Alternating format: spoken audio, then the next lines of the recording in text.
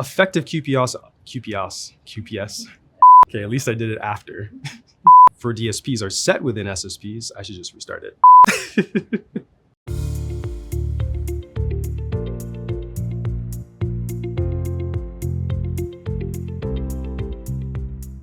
The programmatic industry has achieved remarkable growth and scale over the past decade. The open internet is massive, with consumers increasingly connected to screens in their pockets, on their desks, and on their walls at home. SSPs, on behalf of media owners, are responsible for absorbing the entirety of the open internet, processing hundreds of billions of requests daily. That scale only continues to increase, elevating the importance of maintaining efficiency and delivering value. To better manage this continued growth, DSPs set limits on QPS, or queries per second they receive, which helps manage efficiency, sustainability, and cloud computing costs. But if QPS is not effectively optimized for dynamic conditions in today's programmatic market, it can result in missed opportunities for DSPs and marketers. Hi, I'm Tyler Taylor, Senior Director of Central Operations and Exchange Growth at Index Exchange, and I'm here today to walk you through QPS optimization and how it helps maximize value in the programmatic ecosystem. Let's start with the basics. What is QPS? QPS stands for queries per second. In programmatic, that's specifically how many bid requests SSPs send to a DSP within a given second. Think about all the activity that happens on the internet every second of the day. Universally, let's estimate that there is about 10 million QPS. Now that's way too large for any one DSP to listen to, especially when you consider that they work with multiple SSPs.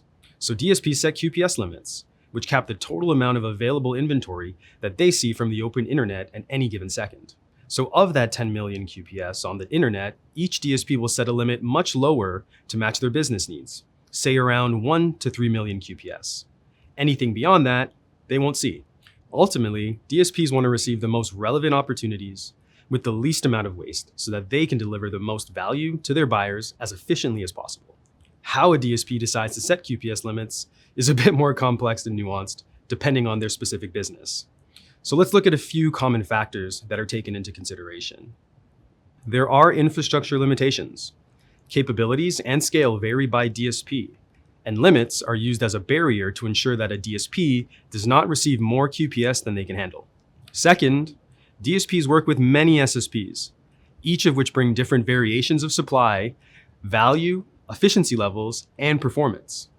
DSPs will give different SSPs varying QPS limits based on these factors, with the best performing and most efficient SSPs typically receiving higher limits. With the rise of new channels like streaming TV introducing different traffic patterns, the factors used to set and determine QPS limits and how those limits are used need to evolve. The importance of dynamic QPS optimization has never been higher. Let's look at an example in streaming TV that demonstrates this. In this case, a highly anticipated live sporting event. You can see there's a drastic spike in bid requests to fill all of the broadcasters' ad pods during halftime coverage when ads run, and then a drastic drop in requests as the game resumes without ad breaks. Now imagine a steady line at the lower 10th percentile representing a DSP's QPS limit. Now with this cap, the DSP would never see over 90% plus of all the bid requests during this halftime. They would essentially be limited in how many impression opportunities they see, reducing the number of households and viewers their buyers can reach during this peak period. Now as halftime ends, you'll see that they have more than enough tolerance within their QPS limits to ingest all of these bid requests, but it's too late. The DSP would have missed out on all the opportunity to evaluate all of the bid requests for this broadcast. Now this is where the importance of QPS optimization comes into play. By being able to effectively optimize QPS and filter out requests that are of the highest value and quality, a DSP can ingest and evaluate a larger portion of relevant bid requests, ultimately making better decisions and use of the QPS limits they have in place. As our ecosystem intensifies its focus on supply path optimization, where are there opportunities to improve efficiency and drive higher ROI for marketers?